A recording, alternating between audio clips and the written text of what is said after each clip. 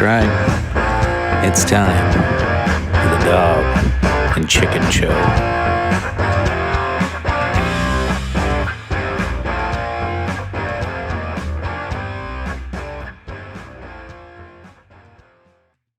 Ladies and gentlemen, welcome back. Episode 21. Hopefully, Look at you remembering the number. I know. Look at me go. I got skills. I can count sometimes. Yeah, well, we both went to the same high school. You just gave away everything right there. Like everybody's like, oh, it all makes sense now. Yeah, sorry. No, spoiler alert. My bad. Go back. Start over. Okay, ladies and gentlemen, this is episode 22. Oh, shit. See. Anyway, we got a good one for you tonight, folks. This is, we're going to be talking about, it's kind of a conspiracy, kind of a mystery, kind of a, don't know if it really happened, but there's real people. There are some facts, but there's a lot of crazy involved with it too. I'm sure we could easily just jump in and start shitting on stuff, but we could talk about what people actually like to hear and bring it back full circle and how it relates to today. So we like to speculate and then shit on it because that's what we do. I just like to shit on stuff. So so Tony, you wanna introduce it, and then I can kind of go through some of the story and the background of this. Yeah, so the topic tonight is the Philadelphia Project, and essentially Cliff Notes of this is very simple. It boils down to, in Philadelphia, the USS, Eldridge. Eldridge, thank you. USS Eldridge was the subject of a naval government test, and basically what the test was supposed to be was cloaking or transportation or a combination of both. It had a small crew on said ship, and what happened was this ship teleported, disappeared, and from that day, a lot of different stories came out, a lot of old wives' tales, a lot of urban legends, a lot of weird stuff, and I'm finding out from checking here, a lot of rabbit holes. So it's one of those conspiracy theories that unfortunately there's not a lot of valid firsthand accounts, like concrete, like from what I've seen. Like there's not a lot of great retellings of it on film or through writing that aren't I don't know about that one. So I'm excited to hear what we have for evidence, because the story is fascinating in itself as far as conspiracy theories go, but the rabbit holes that he's telling me about, I'm really excited to hear about. Yeah. So to properly tell this story, we got to go back, and we're going to put ourselves in the setting. I believe we're going to want to go back to about 1942. I thought it was 43. Hold on there, fella. I think it's 43. It is 43, but it goes back a little bit farther with the opening of a specific place called Camp Hero. So Camp Hero right now, if you were to look it up, it's called Camp Hero State Park. But originally, so think of 1942, height of World War II. We are in fear of another Pearl Harbor hitting the East Coast. So What we do outside of New York is we set up a kind of camouflage military base. And I'm trying to remember what they tried to set it up as, but it was supposed to just look like some kind of farm or whatever. But it was actually had multiple guns there and big, huge radar system in order to detect anybody trying to invade the United States on that East Coast, especially coming into New York. Valid thought, right? After Pearl Harbor, World War II. So smart move. Well, right there, I think that's what adds validity to how these urban legends start, because think of the time frame and think of the response to wartime situations. You always want to get a step ahead of your enemy, and what better way to do that than try to figure out teleportation and cloaking? Yeah.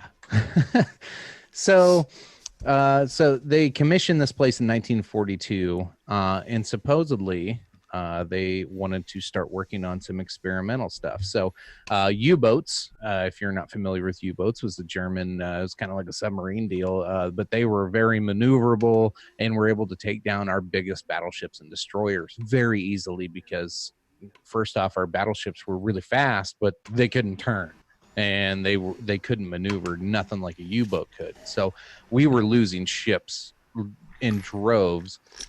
So they were experimenting with technology on these mid-class ships that were kind of like a destroyer, but not as fast, or kind of like a battleship, but not as fast, and could maneuver better. But they wanted them to be invisible, as Tony alluded to, and how they were going to do this was kind of cloaking them in a way. So they were experimenting with magnetism to avoid them being shown on radar. Now, here's where it goes crazy. Supposedly, around October 28, 1943, they claim that they were able to take the destroyer escort USS Eldridge, was the name of the ship, and actually teleport it to another location and return it to the same location. So that sounds crazy and majestic in its own matter, but then they're saying that there were crew members actually on the ship during the experiment, and that's when shit gets crazy. As I don't know, I can imagine this if I were on a ship that got teleported somewhere and then returned back. Like, I don't know, I'm a Star Trek fan, and I just imagine, I'd have an arm stuck in a fucking wall or something. And that's what supposedly happened to this USS Eldridge.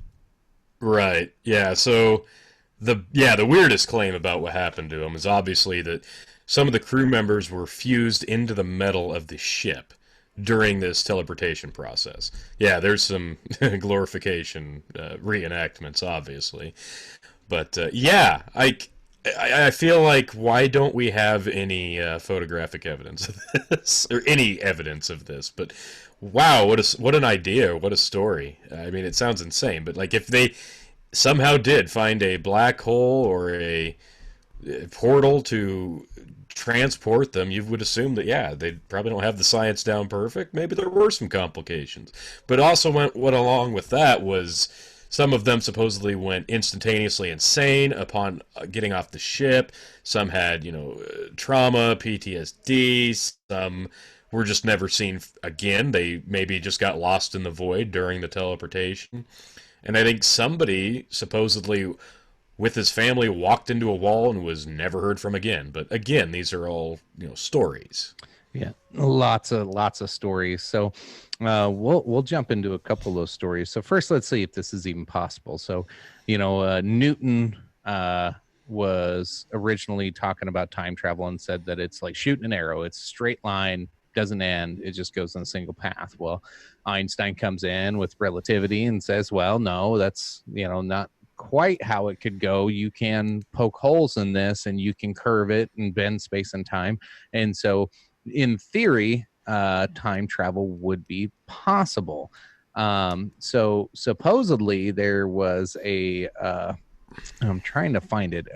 There was actually a theory that Einstein had that they supposedly had cracked the code to. Now, there's rumors that Tesla and Einstein had both been working on this Philadelphia experiment and helped crack this code to where they could actually teleport through time and space and make this possible. So, well, was he one of the accounts I read on a neighboring ship that was supposedly next to the Eldridge, another USS vessel? Supposedly Einstein was aboard it, watching this experiment take place. Am I wrong? I have read that. I don't know if that's been, been proven or anything. There a lot of, sure, of course, all of this is just speculative when you go around and reading through. It's crazy. Well, I mean, you can obviously connect the dots to Einstein, like you said, his theory of relativity, and of course he'd be interested in something like this. But yeah, the time frame fits and his research fits, so the dots can be connected. But yeah, I guess I'd really be interested to know if he was actually involved with this project. So, and a lot of it just goes back to his theory. So I don't know if he is or not. Like, I don't think anybody will ever know that. It'd be cool. It'd be really badass if we were like, oh my God, Einstein did do this. Well, I mean, some of this, what stuff was he involved with that we will never know about? That'd be more interesting. Yeah, yeah. So a couple of guys on this ship. Here's probably the first. I don't know. This is probably the craziest story of them all, and this will probably take up a good chunk of our time. All right. Real quick, I did just find it. So Albert Einstein, if you want to look this up, it's the unified field theory is what they were using to supposedly time travel or teleport. What now is that basically?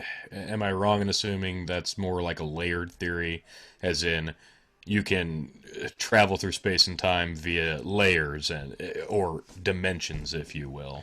Yeah, but I think it has more to do with how do you like physically, how do you make that happen? So, Okay. Transportation of physical matter. Yeah, exactly. And how physically you make that, the in front of you more dense, behind you less dense, and then hit that speed of light or however they're gonna do it. Like, I don't know. Okay. Anyway, so there were two gentlemen. Now this gets really confusing. Follow me. A gentleman named Ed Cameron and Duncan Cameron. And Ed is also known as Al Bellick, I think is how you pronounce it. And that's probably what most people would find his name if you look him up. And this goes into the Montauk project. So Montauk is the little town where I had mentioned Camp Hero at the beginning of the podcast is located. So in Montauk, New York, where this little fake farm town that's actually a military base is located, he claims him and Cameron, I believe it was, or Duncan, yeah, him and Duncan Cameron had jumped off in the middle of the Philadelphia experiment because they saw it was going haywire. They're like, something's wrong. Okay. This isn't what's supposed to happen. Abandon ship. And they go to jump off. So depending on where you look this up and where you read it, they either jump off and come to shore in 1983, 40 years in the future. What? Yep. Supposedly they come into Montauk, and the guy that was leading the research project in 1943 is still there 40 years later as an old man and says, I've been waiting for you guys for a long time, and explains the whole thing and what had happened. What the heck? Okay. So, hang on. Let's just stop. Pump the brakes. Pump the brakes. I knew this would get you going. Yeah, so, okay. These are actual people. Like, these are verified, real people involved with this project. This isn't just a portion of the story that could be an urban legend. These are real people. Real people, yes. Okay, and we're talking about them jumping into the water, abandoning ship before the actual experiment happened? So they claim during the experiment they thought it was going wrong, jumped ship in 1943. Okay. And when they washed up on shore, it was 1983. Okay. And we don't have any, like, records of these people. Like, okay, like, the story's amazing, but you feel like that would be news. Like, especially for the 80s. Like, come on, like, movies are going sci-fi, and this wasn't a big story? So really? It has been a big story in the past. This was covered by Art Bell. That should still be a big story now! Well, he died in 2011, the last guy who was still around. But he gave several interviews over the years of his experience and explaining his scenario. So, go ahead. But, okay, You're trying to digest this. I understand. I am. I'm trying to digest it. But what baffles me here is, so we got these guys, like, they were verified people in 43. They disappeared for 40 years during this experiment. They're resurfacing 40 years later, in 1983, and he dies in 2003. And this 2011. Or 11, excuse me. Sorry, got hung up on the three. Right, yo. Yeah, all right. You're right. Screw what I said. What do I know? But no, like, I just feel like this is like it's such a amazing claim that this should still be a news story right now. Like, come on, how do we not have it? Like, he disappeared, and then when he resurfaced, there wasn't like any procedures done to see why he hadn't aged in 40 years, or had he aged? How does this work? Well, let me kind of run you through the life of Mr. Al Bielek. So, born in 1927, claims his first memories were when he was 9 months old at a family Christmas party. Odd thing about his memory is that he fully understood the conversations that were taking place around the piano at 9 months old. Okay. That's not uncommon. Some people, yeah, I've heard of people making claims like that. Yeah. Through grade school, Al was known as a walking encyclopedia. Before graduating high school, he took an electronics test and was the only one to pass. The Navy needed help with like him during the war years and recruited him. Let's see. He did different contract jobs for the military. Let's see. He worked on psychic operations for the U.S. government, supposedly. Okay. After that, things started to happen. Now, don't get too ahead of me on this timeline here, because we're going to come back to this. It jumps ahead. While in Hawaii in 1956, he had a brief encounter with who he believes now to be Mark Hamill, the actor in Star Wars. Soon after, he was recruited into the Montauk Project. He would work his normal job in California and take the underground subway to Montauk, Long Island to carry out his duties there. After the time tunnel was perfected, he would simply be teleported to the underground base and return back to his apartment. During the 70s, he was a program director for the psychics or physics. Wait. No, it's psychics. Time. There's a time tunnel? Yep. Hang on. No, you can't just gloss over that. I mean, I let you go when you mentioned Luke Skywalker. Yes, he met Luke Skywalker. He meets Luke Skywalker, and then you just gloss right over that. And you try to gloss over the time tunnel. What? Okay, what is a time tunnel? Hang on. There's a reason I'm just glossing over this, because these fantastic claims don't end. Okay. So there's this Montauk. He was a psychic director for this Montauk chair, which then they refer to the Montauk Boys, which supposedly was a government testing and manipulation of children in time travel, which gets weird and creepy. But no, never. So he was responsible for a mind control program. Regular contact with not only Duncan Cameron and also a Preston Nichols, who was the person who kind of supposedly blew the lid off this whole thing back in the early 90s and kind of came public first. And they actually made a movie about this in 84. So maybe that was Preston. I'm not sure. We can look that up just to be honest. Okay, yeah. When I was doing research, I did see the, like, yeah, 1984. There was some like, shitty low-budget movie about this, but... Yeah, I kind of want to watch it because those are usually like the best of the worst movies. Yeah.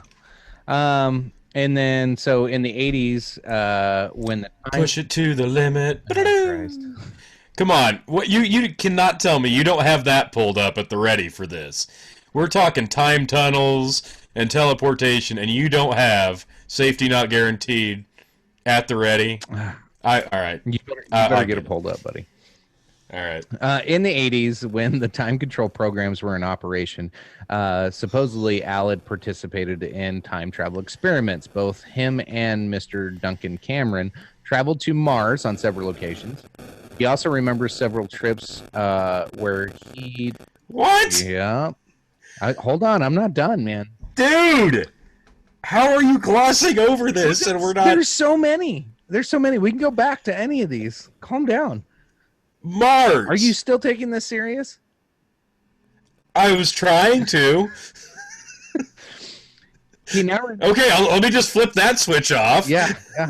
Let me get through this. This is painful. Time tunnel to Mars. Wait, what year at Mars? Because that's got to be important. Was it before we left Mars as a species after we destroyed the planet and came to Earth to ruin it? Yeah. Yeah, let's dig deep in this rabbit hole. Yeah, there too. I'm sure. He also remembers several trips he took with his teams to a research station in 100,000 BC, other planets, to get canisters filled with light and dark energy, and to the year 6037. In January, say that again. He traveled to the year 6037, supposedly. 6037. What did he say about 6037? I'm curious. I don't know. It doesn't say on here.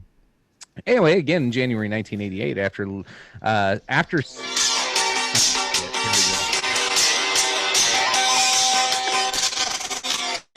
were weapons provided, or did he have to provide them himself? Safety's not guaranteed. Okay, we'll just keep that if they're ready. Yeah, I'm just gonna pump that up. We're gonna need that again. We just have. Yeah. So. Holy shit, man. 6037. I wonder if the dinosaurs thawed out and Walt Disney was riding them on a monkey body. Oh, probably was. January 1988, 4 years after the movie came out, he finally seen the Philadelphia experiment, and all of a sudden his memories had returned. He believes his involvement with the Montauk ended with that revelation. Over the time and through meetings with Preston and Duncan, and many others, and more memories returned. Ironically, just after the memories returned, Dr. John von Neumann, which was the one that I mentioned was in charge of Philadelphia experiment, and then that had witnessed him 40 years later, supposedly tried to get in touch with him. Fun fact, John von Neumann is believed to have died back in 1957. Let's move on. This dead guy tried to get in touch with him. A promise he promised he made to Ed Cameron, should his memories ever return. Well, apparently timelines don't mean shit in this story. So I'm gonna draw this out for you. You're gonna. This is a headache. This thing is a fucking headache. All right, great. So he made the decision to go public with the information about his involvement in Montauk and Philadelphia experiment in 1989. He has been a prolific speaker on both talk radio shows and conferences. He believes he has not been harmed or stopped because his time-traveling experiences locked him into this timeline somehow. By being here today, among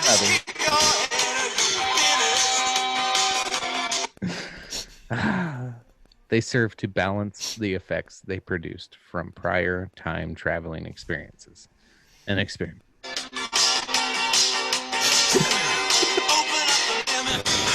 Yeah, open it up. Open that limit up. So he got into contact with a dead guy, and I know that was one of the big things that a lot of the research I'd seen shit all over was, never mind, this guy died here, and he tried to talk to him here, and he was successful. And what the... So here, you want the craziest part of this guy. Oh, we haven't gotten there yet. Nope. Sure haven't. So let's talk about Ed Cameron, totally different gentleman. Okay. Born August 4th, 1916. This gentleman also involved with several government programs and other things, and apparently knew Dr. John von Neumann, apparently worked on experiments with Albert Einstein when it comes to the nuclear bomb, and there it is, the Einstein connection. Project Rainbow. Now, this is weird. I'm trying to find the exact line here. So through all their experiments, it talks about how he kind of knew too much. And let's see, he was taken on to Montauk August 12th, 1953. But then, since he knew too much, he got suicided. Kind of. Supposedly, they went back in time. Oh, shit. Talked to his father to have another child so they could take Ed Cameron's soul and place it into this new child, which became Al Balick, the guy we just spoke of.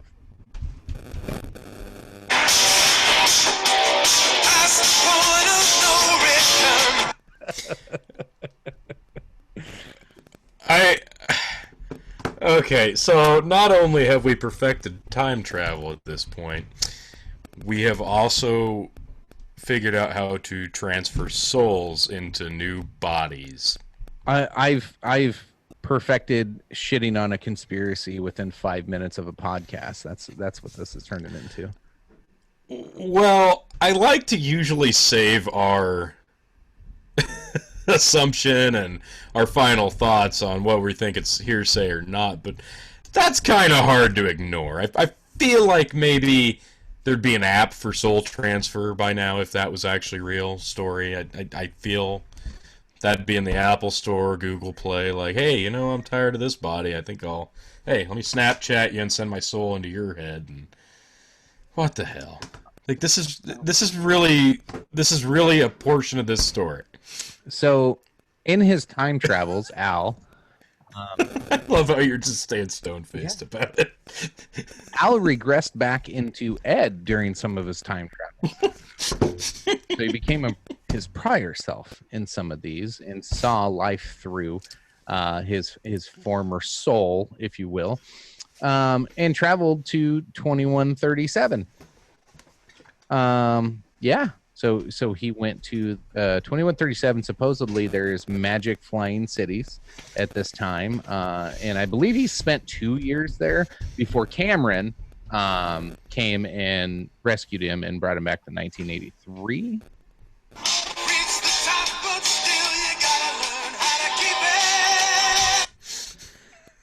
Yeah.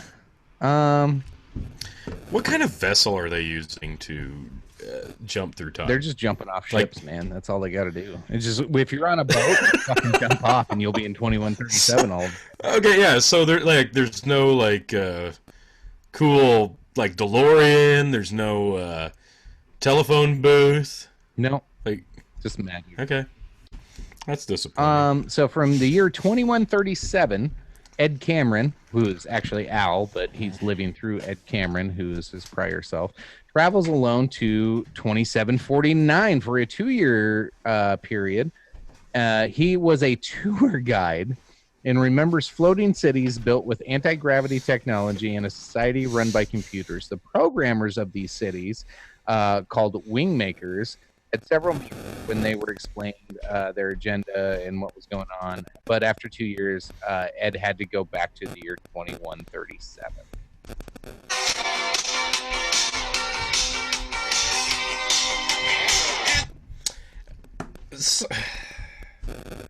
I would like to know. Okay, I would really like to know how the timeline of him and him. Okay, they coexisted apparently for a few years. Well, yeah, that doesn't poke a hole in anything, or no, that's perfectly logical. So, oh my God, so many questions. Where do you start? Okay, so jumping between, I mean, we're talking like thousands of years of time travel, back and forth, up and down, transferring of souls, and how is any of this even being reported? Okay, so I'm kind of glad we just jumped right into shitting on it, because here's the problem. Here's the problem with these conspiracies. Now, you know, in some of these that we've done in the past, Tony, like I don't know. I don't always dig in as deep as I did on this one. I've heard this one on several other podcasts. I've heard this one on TV shows. I've heard this one all over the place. Not a damn one of them talked about him going to the year 2137. So you're saying there's a loophole, maybe? There's some untouched information somebody's forgetting? So with just spending, you know, a few hours actually, you know, looking up the names of the two guys that jumped off a ship, like, I'm like, hey, if two guys jumped off of a ship in 1943 and teleported 40 years into the future, I'm sure somebody would have their names. Somebody would know who they are. And then I could, Yeah. and I look them up, and this is what I find. These guys were nut jobs. No, I think it just proves that their story's real, doesn't it? Yeah. I mean, you can't be that creative. Surely this is all factual. Yeah. I just... Holy crap. Okay, so what'd you say, 6137? They went to, or he went to? They went to, like, so many different time frames. Okay. For what, though? Like, you're just saying they went there and came back. There was no reason. No, well, shit, if you could time travel, pick a date. Just go. I guess if I could, I would. I'd just be like, hey. And so the time travel, like, fantasies out there and people that claim to have time traveled, you'd be surprised how many people claim to have gone to the future or gone to the past. There's one guy that claims he went back in time, found Jesus, and got a vial of his blood. Yeah. What? Yeah. Well, I mean, he was a giver, so why not? He just wanted some wine. Yeah. You don't get finer wine than that, right from the tap, man. Yeah. So that's good shit right there. Yeah, I mean, wow. Stick that in a wine cellar. You could really host some impressive parties that way. Holy crap. Okay, so, like, but if I was going to do it, I don't think I would jump 5,000 years into the future. I think I'd do it, like, 10 years at a time, so I knew what I was kind of jumping into, so I could kind of see evolution of where society was and not be shell-shocked upon arrival and go, holy crap, I'm in the gopher living in anus dimension reality year 6372. I mean, you want to know what you're going into, right? Like, you can't just jump blind. Doc Brown would be so disappointed in these guys. Doc Brown would be. So, I don't know. So, it starts off as a cool story of government doing experiments, and it starts yeah, the story that we're touching on. That's right. It starts off plausible. But, like, we skipped over a lot of it just to get to the what the hell moments of it.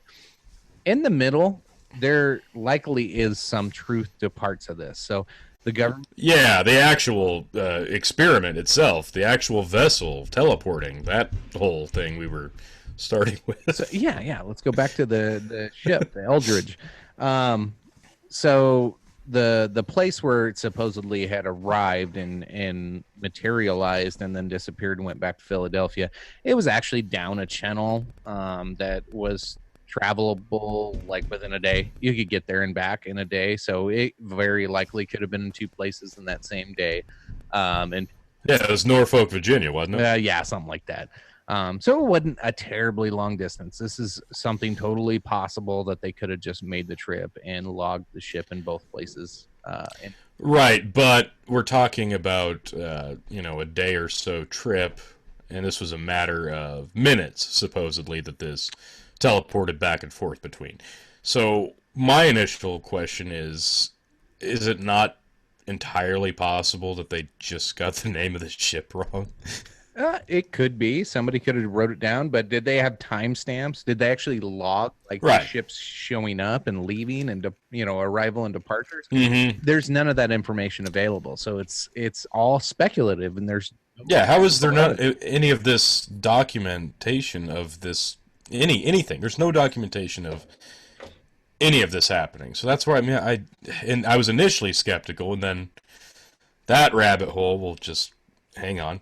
But then the other stuff that happened during this experiment, supposedly there was the ship itself got somewhat transparent, translucent, and there was a green haze on the ship surrounding it. Yeah, and I've watched some physicists actually saying how that is possible if you're actually doing a magnetic, like, electronic, like, charging of the ship, and depending on the weather conditions and the atmosphere and the humidity, blah blah blah blah blah. I don't know. I'm not that damn smart. Something about specific type of storm could create a plasma something effect. That's not unheard of, and you might be able to recreate that in certain scenarios. Okay. So I guess what really the documentation, who was on the crew, what happened to these people, the fantastic stories of not the crazy time travelers, but the rest of the crew, like the ones that were fused into the ship. How is there no photographic evidence of this? Or what, a Google search of fake images wasn't good enough for you? I'm sorry, you're right. I probably should learn to trust Google image search a little bit more. Here's the bad part. In the year 2137, somebody's going to listen to this podcast and been like, these assholes. This guy was right. I remember seeing him. And we are living in the Twin City. I hope that we are a big time deal in the year 2137, that they listen back to our show and go like, man, these guys shit all over it, but this is real. Yeah. Hey, future people. Assholes know. Yeah, they didn't know shit back then. My God. Yeah, you got like an earthquake going on in that place. Well, at least we got documentation of it. What the? Somebody's being murdered in Tony's house. No, all my kids are like sleep deprived today, so they're like crazy wound up, about to pass out. Just ignore it. That's what I'm doing. Yeah. That's the best way to go about it. So you got your Jameson tonight?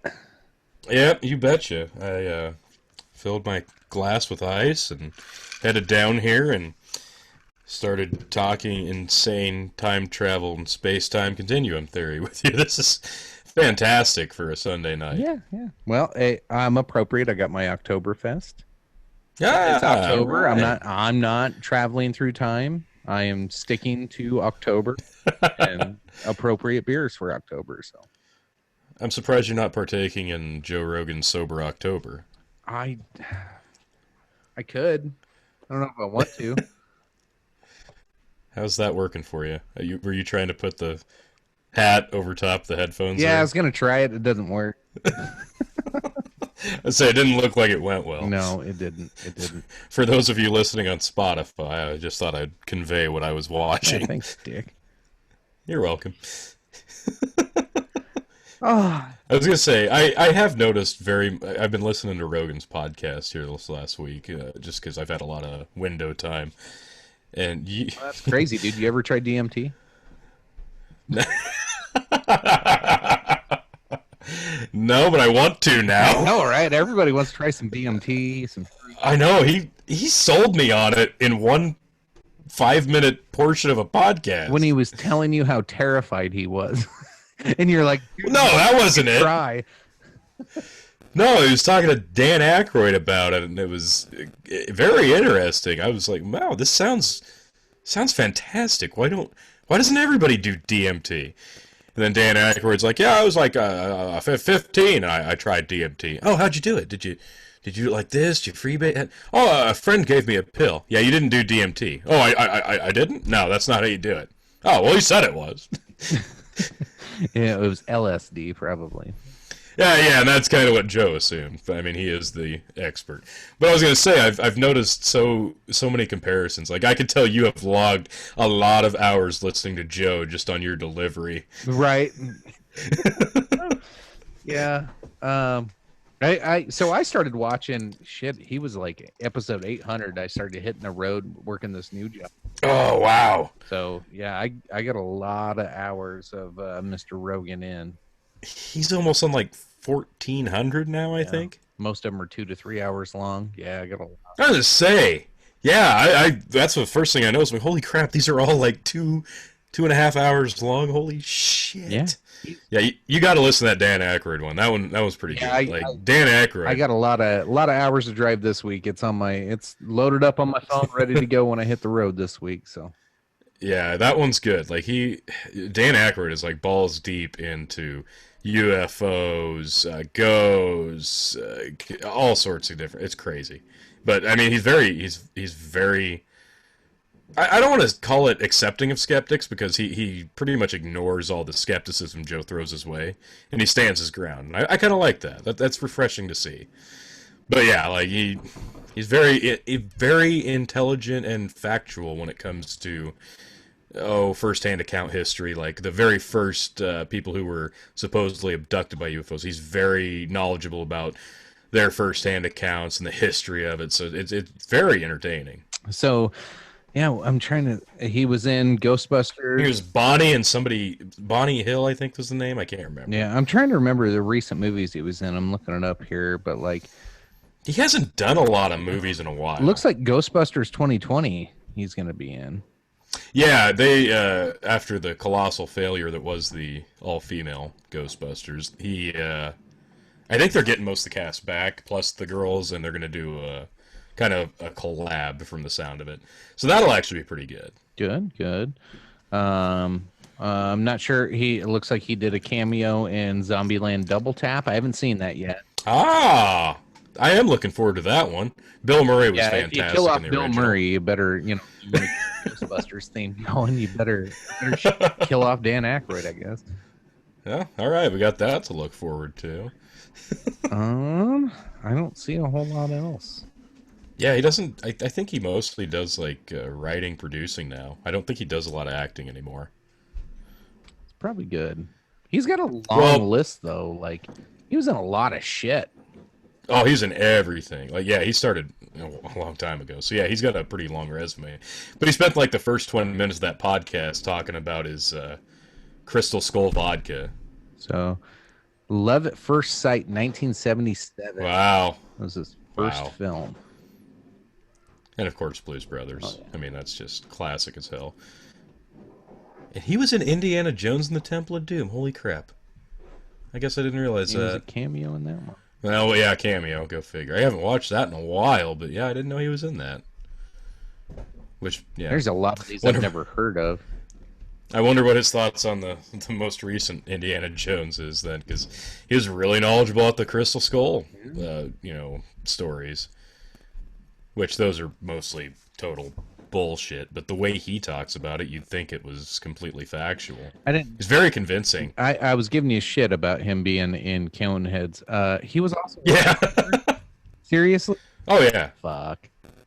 Yeah, no, like that's what I mean. Like he's had I think 3 or 4 first-hand accounts of seeing UFOs himself. He says, and it kind of stemmed from his interest in it. Stemmed from I don't think his mother was abducted, but I think she saw something, and then she started doing like newspaper clippings and stuff like that, so he got interested in it. And then supposedly, like they lived, I think, on a farm, and they had like a personal psychic for the family because something weird happened on the farm, and yeah, it went deep. Like he's had a deep history of paranormal stuff, so very knowledgeable about it and very convincing. So yeah, you're gonna enjoy it. Sounds fun. Sounds good. There's a bunch of those on there. Who's the dude from Blink 182? Like a UFO researcher claims that the government's paying him to do a bunch of this research. He sounds nuttier than shit, but like it sounds like everybody says he's credible and that this shit's real what he's doing. But yeah, well, I mean. But that's how we've gotten the flat earth theory, like convincing sounding people, convincing gullible people.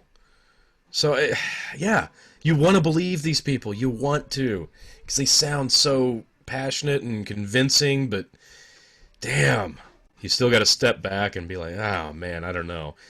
Have you really been to the year 6377? Because I don't know. I don't know. Yes, I have. Did you really send your soul into somebody else, into your father's new child? Did you really do that? Maybe. So it's Tom DeLonge. So here it is. I'm looking at it.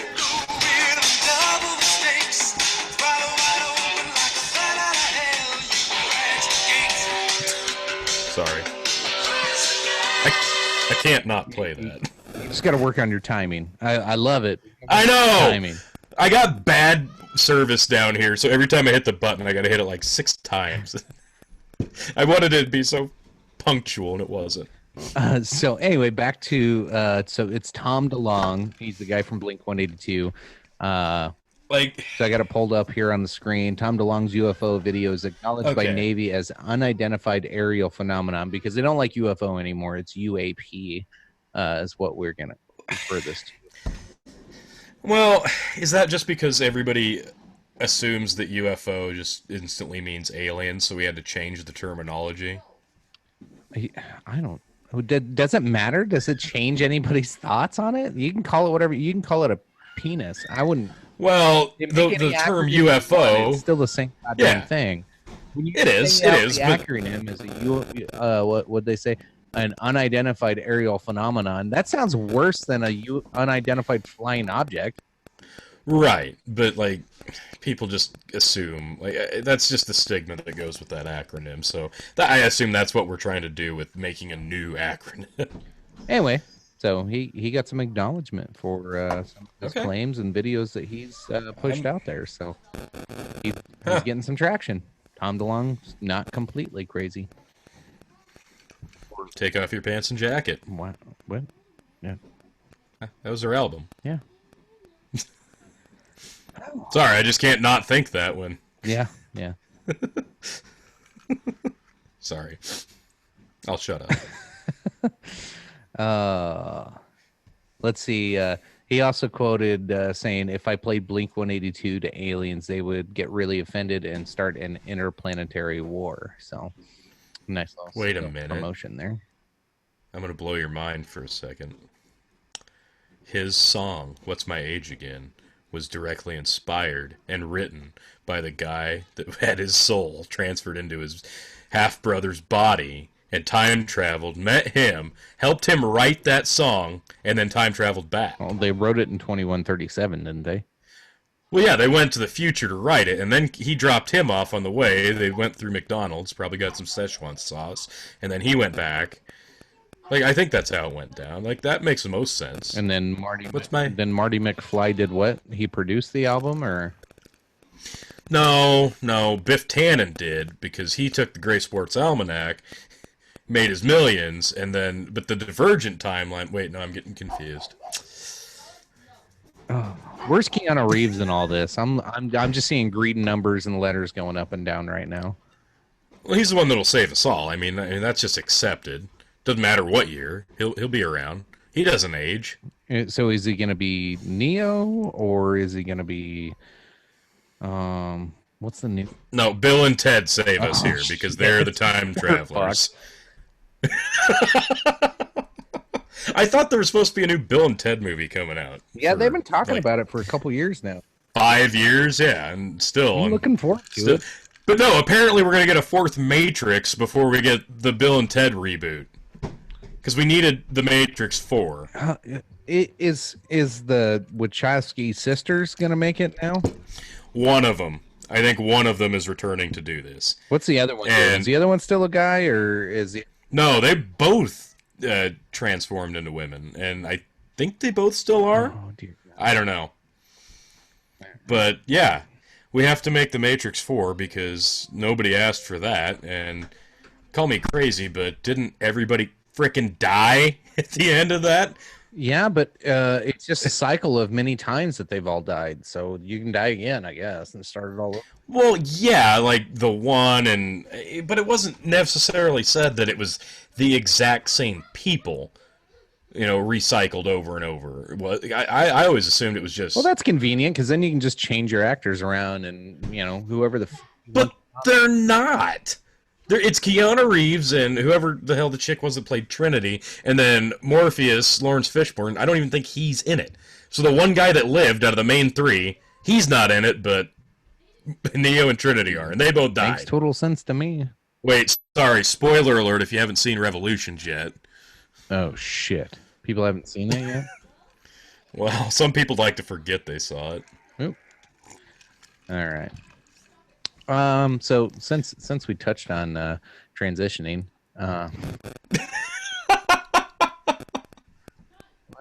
that's a segue. Yeah, nice little segue. Did you watch any of the news clips from? So CNN. Oh my God, they keep doing these town halls with these presidential election Democrats, and There's just gold every time they do stuff like this. I have not perused any of this, no. So I will. This great. There's some magic in here. Some of it's dumb, but there is. So this is how you're gonna plug the holes of my blown mind from earlier with this shit. Yeah, I gotta fill it with. Okay, that stupid time travel non-fact. Oh, this is a real. You don't know. This is a real. You don't know that's not factual. We're just assuming. Cue the music. Just hit it. I wasn't ready. I wasn't ready. Okay, well, we're going to go back to the present here so you can see what real life is like right now, okay?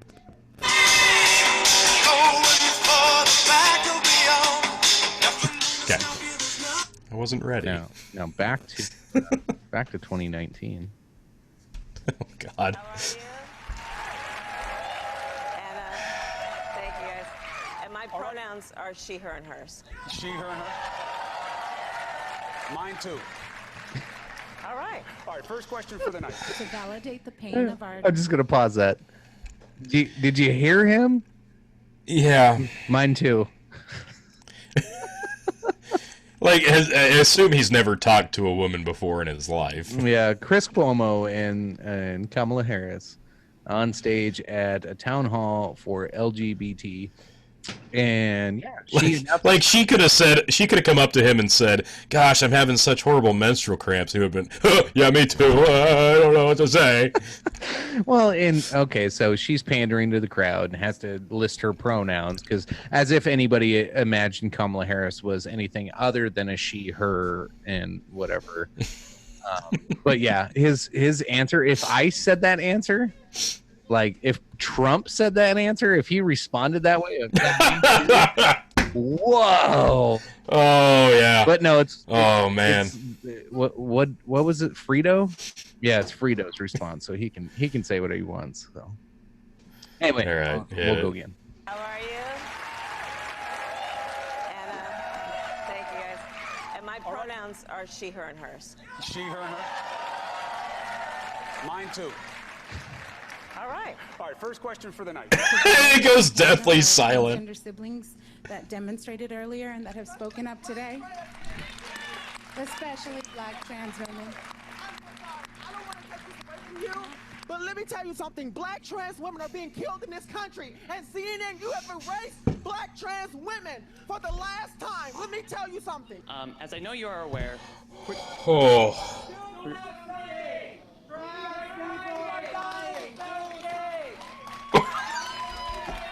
Black trans women.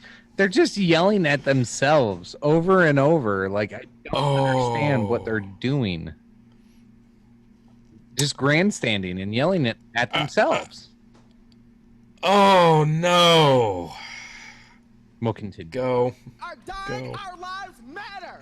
I'm an extraordinary Black trans woman, and I deserve to be here.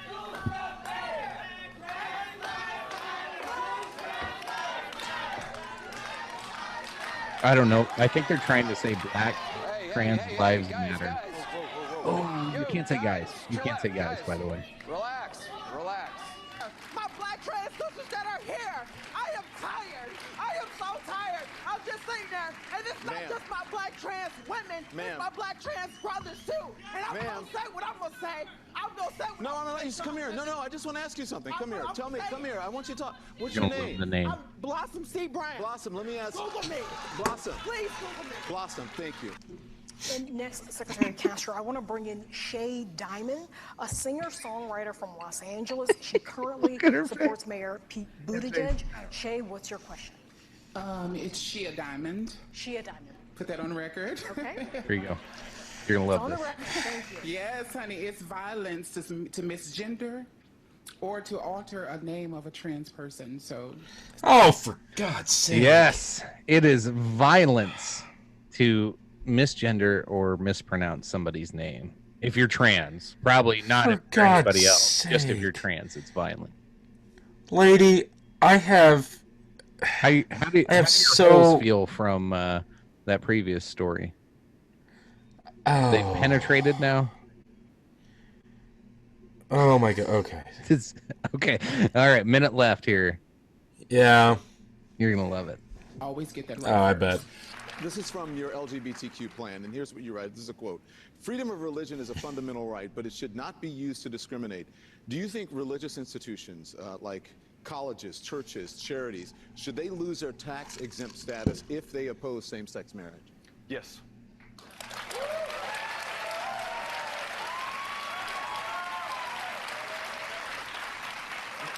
There can be no reward, no benefit, no tax break for anyone or any institution, any organization in America that denies the full human rights and the full civil rights of every single one of us. And so as president, we're going to make that a priority, and we are going to stop those who are infringing upon the human rights of our fellow Americans. The reason that we're here is to validate people like you. That is why we're giving, but that is why we're here. Okay, but I...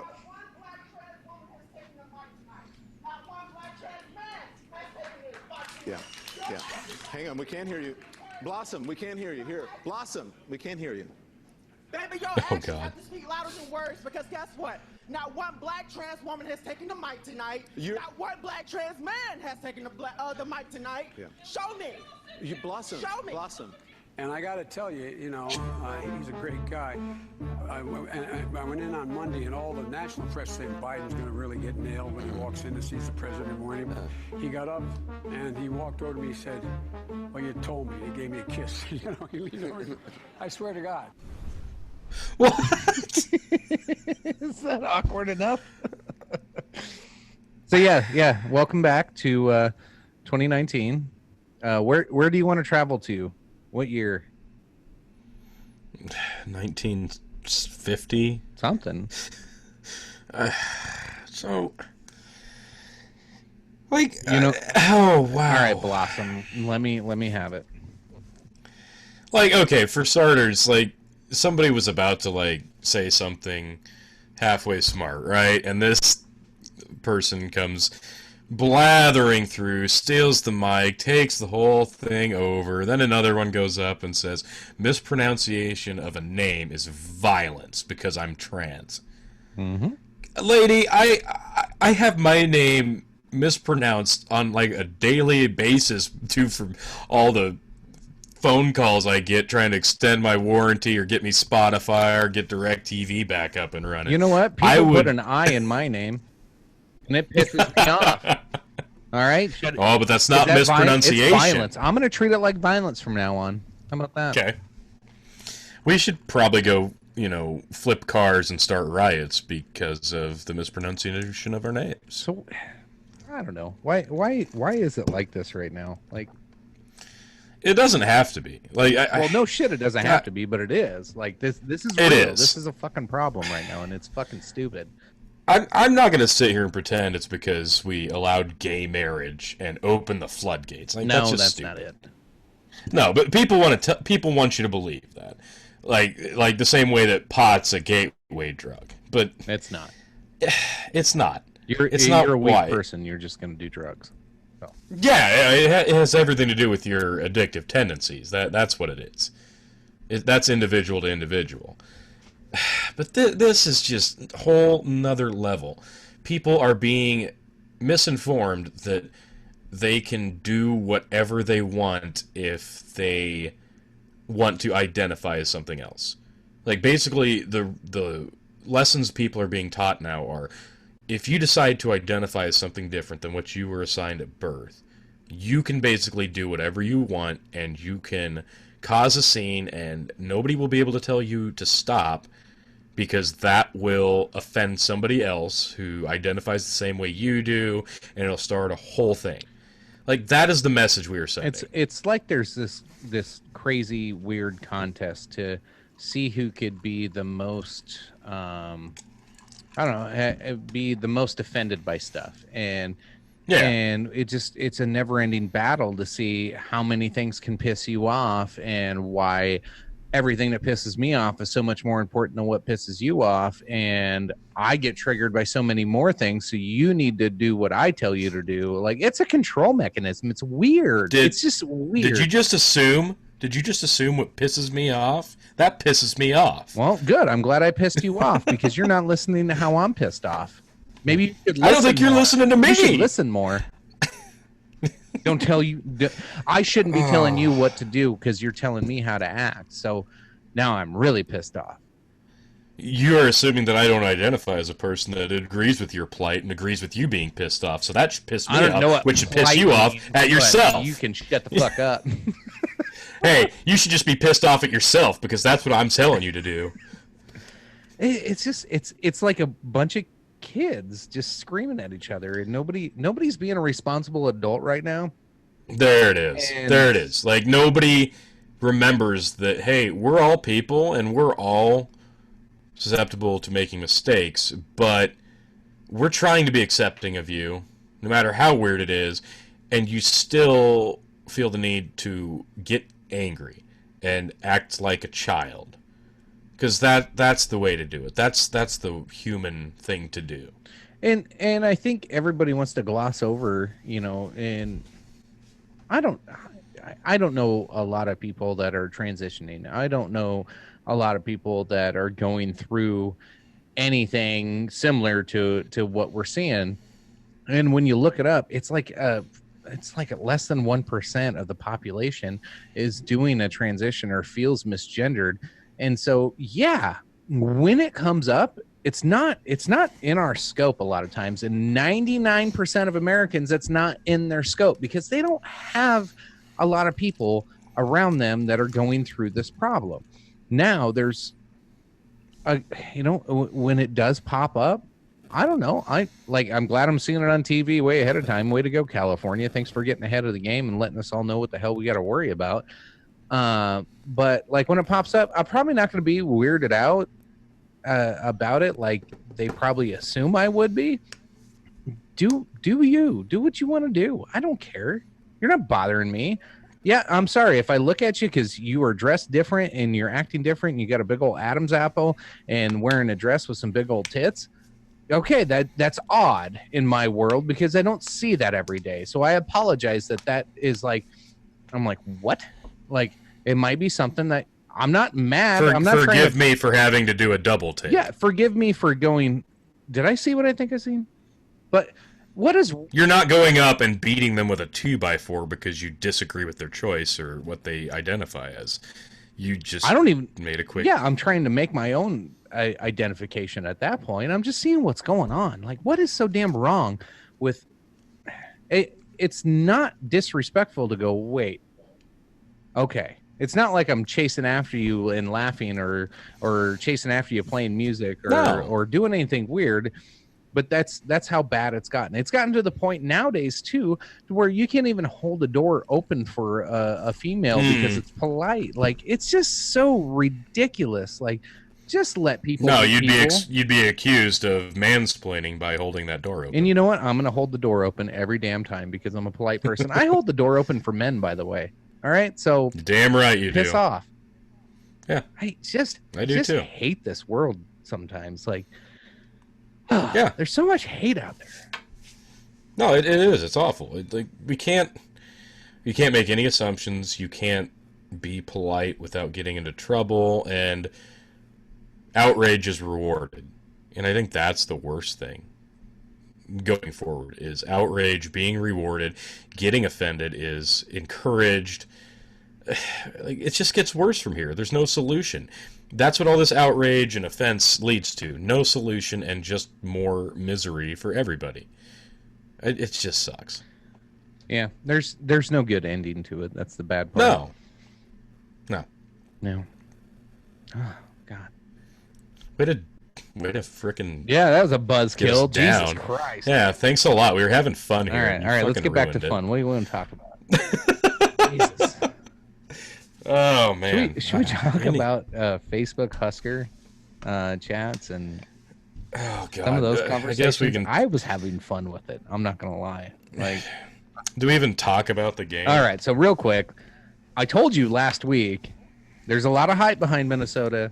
And this, I still don't buy any of it. I don't either. But we suck that bad that I was like, okay, you were blowing it off. I didn't want to argue with you. Okay, No, I blew it off because I still didn't know who we were going to have at quarterback, and we still didn't know until the day of. And obviously we had to play Vedral, which, like it or not, that did hurt us. Wandale goes out, not super early, but as soon as that happened, like, you could tell other guys on the team kind of started deflating. Like, I think that tells me more than anything, like, he's going to be a future leader in the locker room. I think a lot of the leadership kind of came from him and his production, so that hurt us. Obviously, and the snap wasn't as big of a problem, but the line was even worse than normal. It was a road game, it was bad weather, so there was a lot of elements here, but you can roll it all up into a ball and toss it out the window. The fact of the matter is, they just sucked. There was almost no redeeming quality on offense of this game. Defensively, they weren't great, but you were asking them to do a lot because, man, special teams and offense did the defense no favors in terms of field position and getting a break. Like, they were gassed after the first quarter. Like, you can only ask them to do so much. And, like, Spielman dropped, like, 3 punts on special teams. You can only ask a team to do so much. But, man, I expected it to be a lot closer. Minnesota really came with their A game, and hats off to them, but I still don't buy it. I still don't think, like, okay, they're going to play Wisconsin yet, and they're going to get steamrolled. Oh, yeah, they're not going to win the West. Yeah, they're not going to win the West. So all the 6-0 record, all the good hype they're getting right now, it's going to mean squat because they're not going to beat Wisconsin. They're not going to win the West. So it doesn't matter. They could lose 5 games in the back half of their yes. season. Honestly, okay, so they're 6-0 now. I'll say it now. 8-4 probably. 8-4. I'm pulling it up here to see what they got for a schedule because it was not a pretty lineup for the rest of the year. No, they have Wisconsin and Iowa yet, I believe, and so let's see. Probably another East team. They got Rutgers, probably winnable. Maryland, probably winnable. But then they got Iowa, they got Penn State, they got Northwestern, they got Wisconsin. I could see them losing those last 4 games. All right, no, I'd say 9-3 then. Northwestern they'll beat, Rutgers they'll beat, Maryland they'll beat. I don't know. After you get beat up by Penn State and Iowa back to back, and then go to Northwestern, you never know what kind of injuries they have, but they're going to be demoralized after getting their ass kicked 2 weeks in a row like that. So yeah, they jumped them up 9-3 or 8-4. They're ranked 20th now. Good for them. It won't last. 9-3 or 8-4. Yeah, simple as that. Yep, end of the year. So no, I'm still not impressed. I'm not impressed, and they played a great game. But here's the thing: for some damn reason, every time we are going through a big rebuild, we get every team's best shot every frickin' week. I don't get it. Like, Ohio State hasn't looked better than when they played us. Minnesota has not looked better against a credible team than they did against us. Colorado has not looked better than they did when they played us. Illinois, we get every team's best shot. We have sucked for so long, yet people still see that frickin' white helmet with the red end, and they just, really want to smack this team around. I hate this team. So I guess we got that going for us. Yeah, it's okay because it'll come back. It'll come back eventually. I had fun. It wasn't fun watching that first half of the game, but after halftime was over, kind of let it sink in. I'm like, no way we're winning this thing. The way we're playing, it'll take a miracle. And then when I saw Wandale Robinson, I haven't seen an update yet, but it looked like he broke his ankle. That looked pretty ugly. It looked nasty. It looked nasty. He could be out the rest of the year. We'll see what comes about that. But I don't know. I just started talking shit on Facebook after that and really trying to stir some shit up. And I was pretty impressed with probably 25% of anybody that was on the Facebook group. We're pretty consistent and halfway intelligent with their responses. The other 75%, on the other hand, were just like half of them you could tell were drunk because they couldn't spell anything.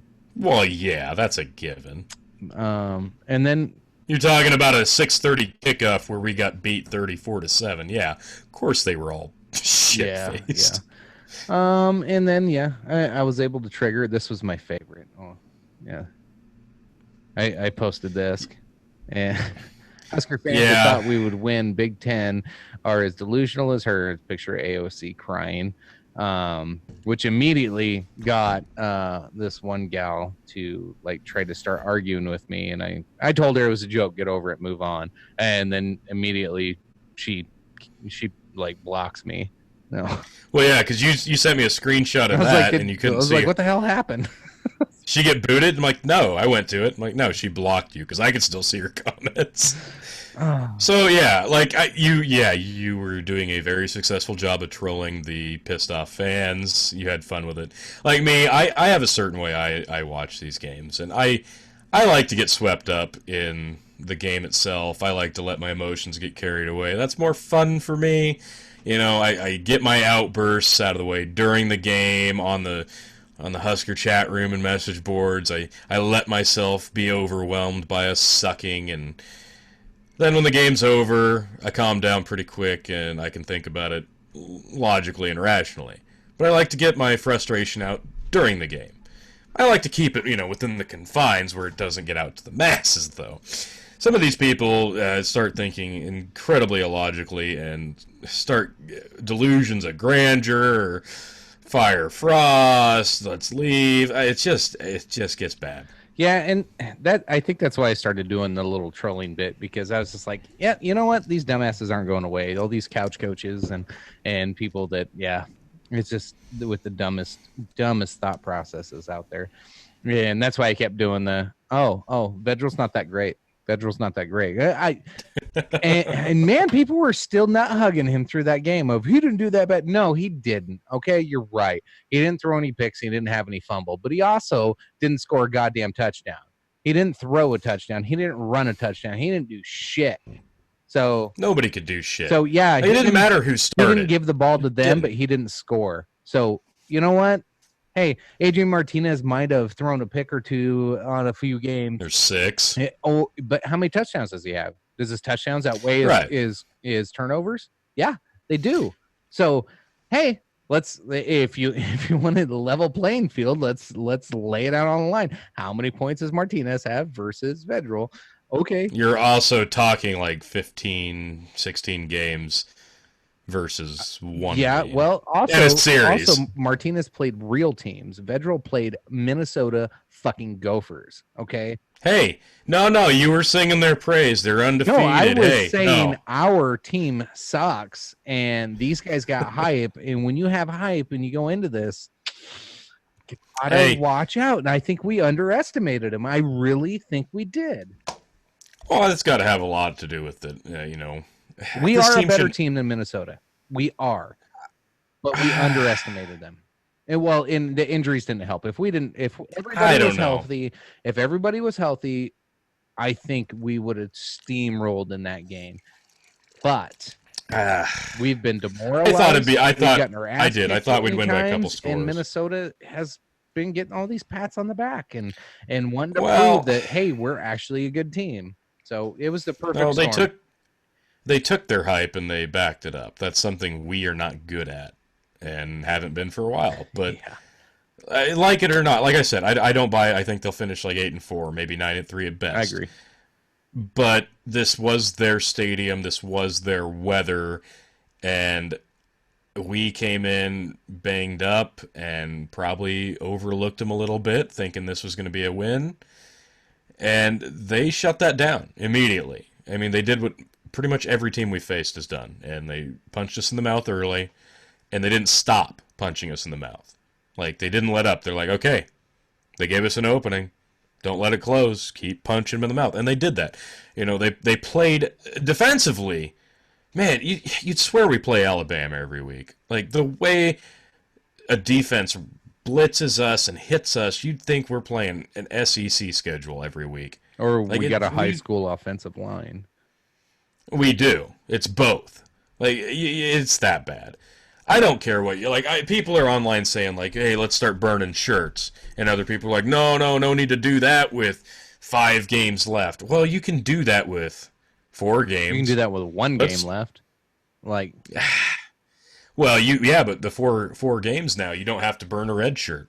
They can play in the 4 games now. So we just got to endure one more game, let's say, and we can get these guys game experience. We need real experience next year. Everybody's so worried about burning shirts. I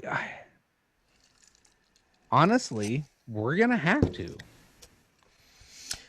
But you can do it smartly that won't affect your depth. Like, don't let some of these guys play in like the Maryland game. What depth do we have? Like, what depth do you expect us to have in 4 years? By not burning shirts this year, what depth is that going to give us, really?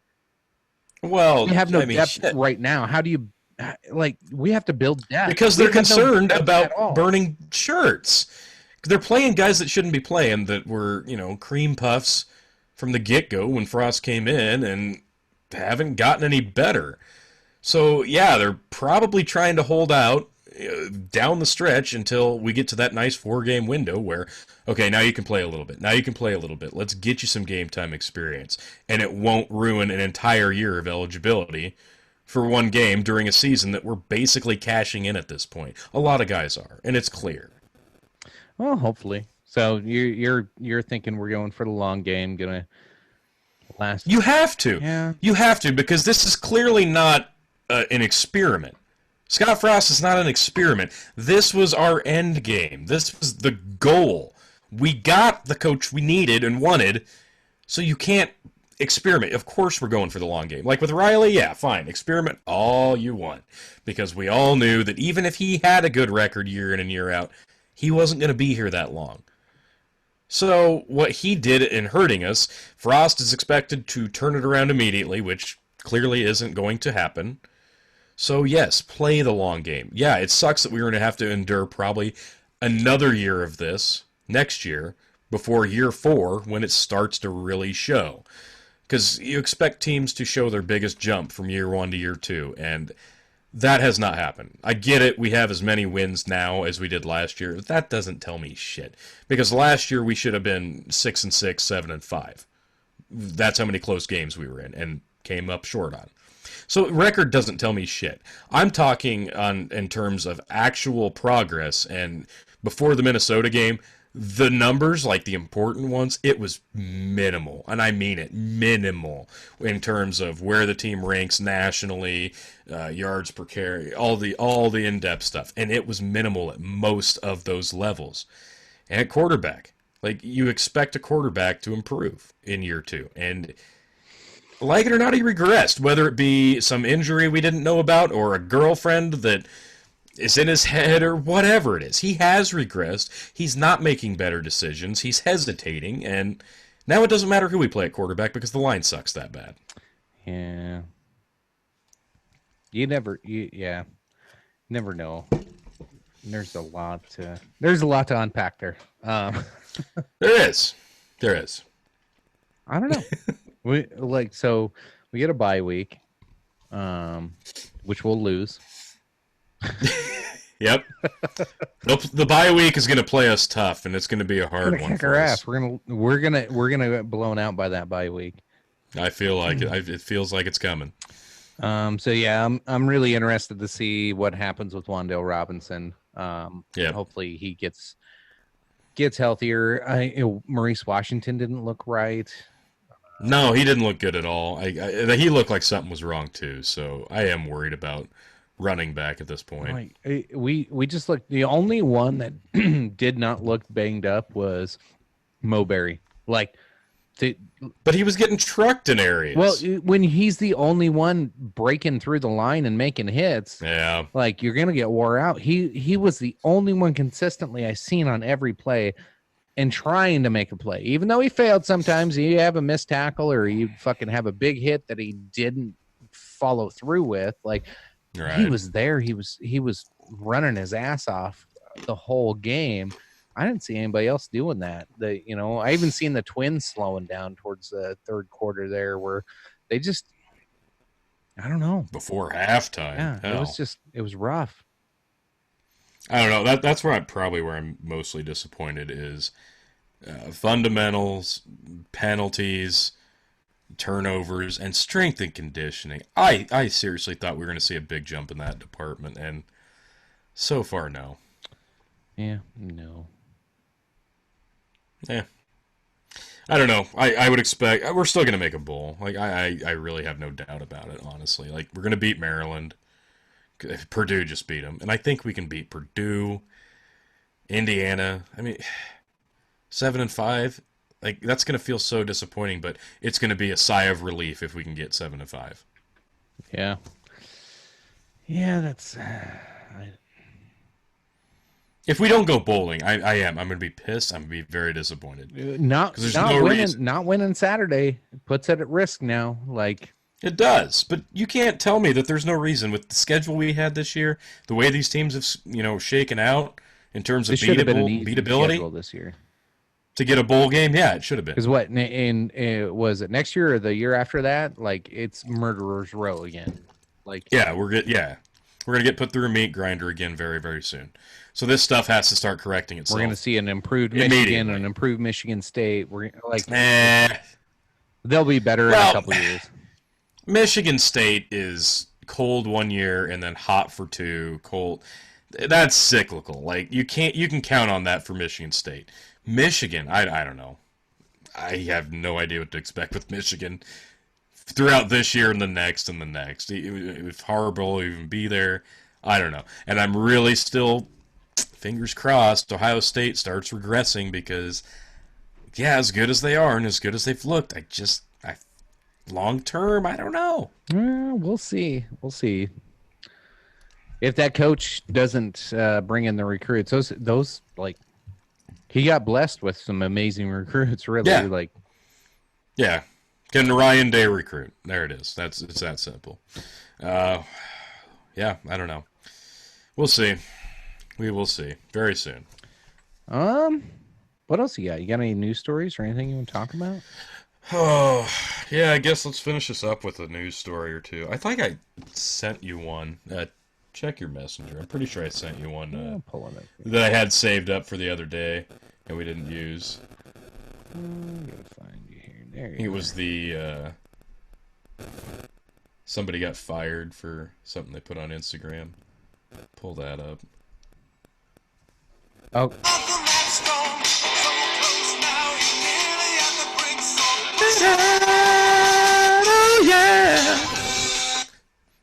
Okay, got it out of my system. And then I sent you one too. We got a couple here. So real quick before we finish up this Husker talk, I do want to share a hilarious video that I sent Tony. So no matter how bad we played, at least we didn't do this. Yet. I got it. Oh, truck this guy. Get it past. Oh. Yep, get it past him. Got to get past him. Even the camera guy's like, where the fuck's he going? I'm going. Come with me, bud. Yeah. Oh, shit, I tackled you. Oh. I love the reaction. I don't think he even knows what the fuck he did. He's like, oh, I can't believe they tackled me. Wait, why did you tackle me? Oh, that's great. Good stuff. So, folks, just listen in. Guy intercepts the ball, but runs it the wrong way. And almost scores, and his teammate has to tackle him at the 5-yard line. You have to get tackled by your own guy. That's amazing. So, Tony, I did not read this one, so you're going to have to walk me through it. Okay. So, yeah, this is great. So we're in the day and age of Instagram model being a legitimate job, so that should come as a shock to nobody. 24-year-old left shocked when a company she'd applied to for an internship publicly shamed her by sharing one of her bikini photos on its Instagram account. Emily Clow, 24, from Austin, Texas, applied to the marketing company Kick-Ass Masterminds, which later posted her photo saying it was looking for a professional marketer, not a bikini model. So, basically she was going to be hired, but they did a little social media digging and found a picture she put on Instagram that they thought was way too revealing. It's a bikini picture, but they don't like... Yep, that's the one. So basically, it's it's not a subtle bikini, and there's a lot of underboob. Yeah, not side boob, underboob. Underboob. So she Yeah, they posted this on their Instagram, and it says, PSA, because I know some of you applicants are looking at this, do not share your social media with a potential employer if this is the kind of content on it. I'm looking for a professional marketer, not a bikini model. Go on with your bad self and do whatever in private, but this is not doing you any favors in finding a professional job. So, first and foremost, okay, yeah, maybe she shouldn't have shared this with a potential employer, but the potential employer that decided not to hire her probably shouldn't have shamed her because of it. Yeah, it's kind of a dick move, isn't it? Oh, yeah. Like, we're not going to hire you, and we're going to call you out because of it. Yeah, there's plenty of, I'm just kind of going through, I got it pulled up here, some of the replies and comments that were made on here. A lot of them are just more the, oh, I'm sorry this happened to you, blah, blah, blah. Dodged a bullet working for these pigs. You know, I was hoping something funny. I bet they won't share. No, it's all supportive stuff. So no funny comments. We'll have to look at that up on our own, I guess. Yeah. What would you said? To who? The company or her? Just either one.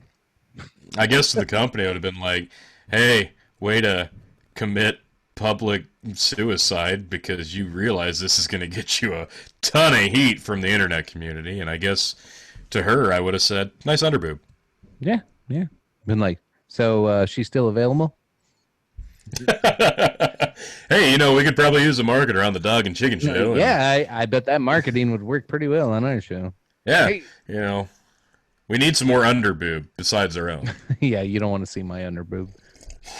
Probably got some dirt. Speak for yourself. Yeah, I got a little tit dirt. Oh. Tune in next week for tit dirt. Next week for some tit dirt. Hey, by the way...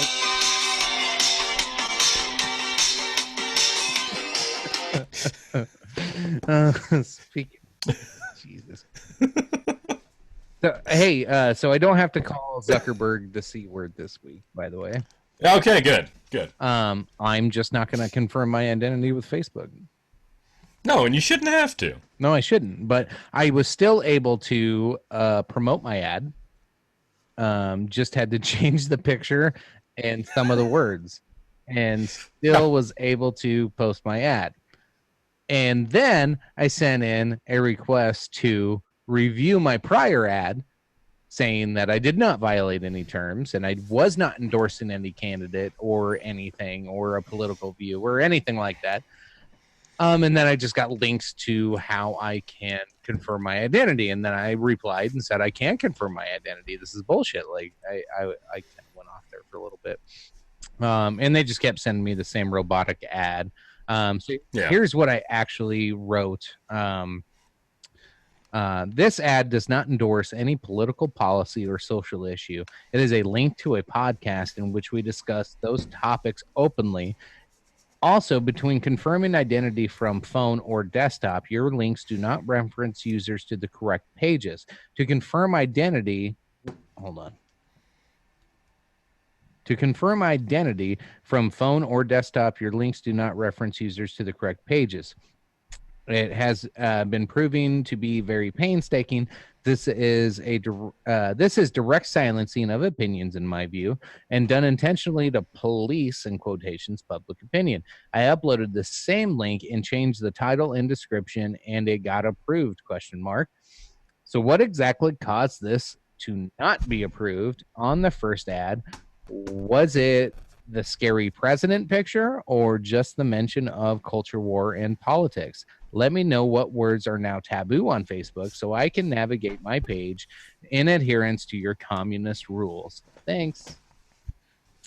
All I got was a bot response, of course. Yeah, so apparently the best way to handle reports and feedback is with electronic automation response.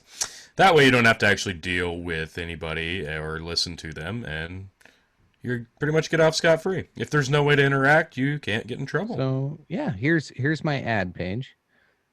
Yep, there it is. Let's see. This ad was rejected.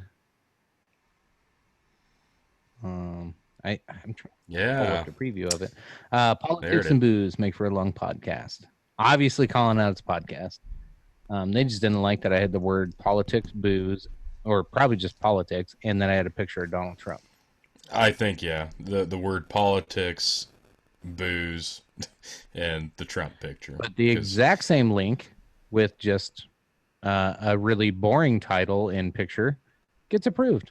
A podcast with serious topics dissected. Just don't take it too serious, which is just kind of a weird little fun. So yeah, there you go. There you go, folks. If you decide to use any Facebook advertising, yeah, you have to censor it because they will not approve it.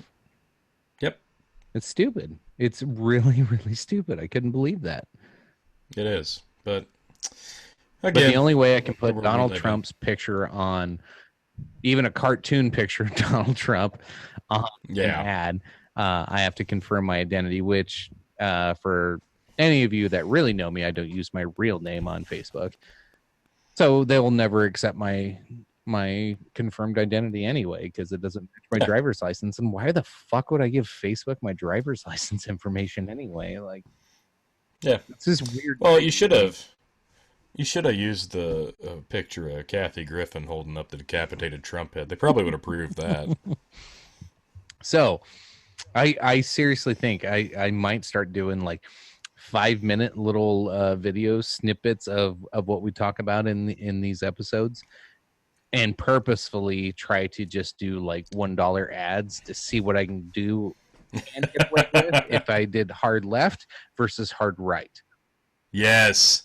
I like it. Social experiment with social media. Yes, let's do this. I think it could be really, really fun. And like you said, do the Kathy Griffin with the Trump with his head cut off versus maybe Dan Crenshaw. Yeah. I bet Dan Crenshaw gets blocked. There you go. I like it. Let's try this out. Let's see what Zuckerberg will let fly. And Zuckerberg. I still want to call him the C word. I just need him to get me there. I was close. I used to say I thought we agreed last week that you would call him the C word this week. That's if I didn't get my ad approved. I got my ad approved. Oh, that's right. Okay. About it, but I got my ad approved. All right. So we will hold off. But it's not on a that very for another enticing time. ad, so I only got. I told you get a couple hundred people look at it for a whopping 2 clicks. I had 230 people look at it and got 4 clicks. Well, yeah, because it wasn't the picture of Trump. Yeah, it's a cartoon. If it was the picture of Trump, I probably would have had a lot more clicks. Yeah, I was trying to be really smart with my advertising, but you know what you should have used? What's that? Instagram underboob. Oh no! Well, it's owned by Facebook, and Facebook wants my. You know what? Here's the fucked up part. When I did finally get the ad approved, it asked me if I wanted to put it onto Instagram, and it actually lowered my viewership if I did. Why would you ask me to lower my viewership on something I already don't get any engagements on? Like, well, good question. No, I think you're onto something. I think we should definitely do that. Yeah, let's keep fucking with it. Like this little segment, we'll cut out and do a little 5-minute clip just for fun. Perfect. I won't give 2 shits. Yeah. In the meantime, Facebook is a shit show. YouTube's kind of been out of the news, but it still sounds like they're blocking a bunch of people and slowly removing channels without telling anybody. It's a terrible. I'm sure we'll get there. Terrible world right now. I'm looking for another platform to do this on, but nobody's any good at this. Yeah, we'll get there. We'll get removed, I'm sure. I'm surprised we haven't, but eventually, someday. I don't know. We're not big enough, so nobody cares. Hashtag goals. Yeah. Hashtag goals. Get kicked off. All right. All right. That wraps it up. Tony, last words.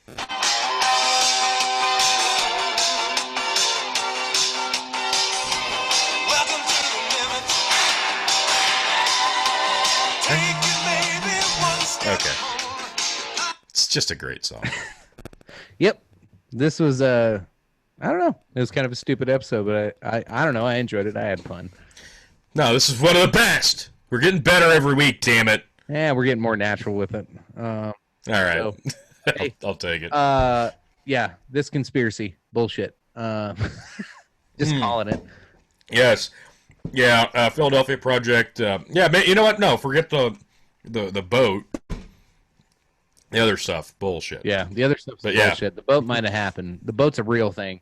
Some of the people are real. The action, but yeah, the actual topic we talked about. I don't know.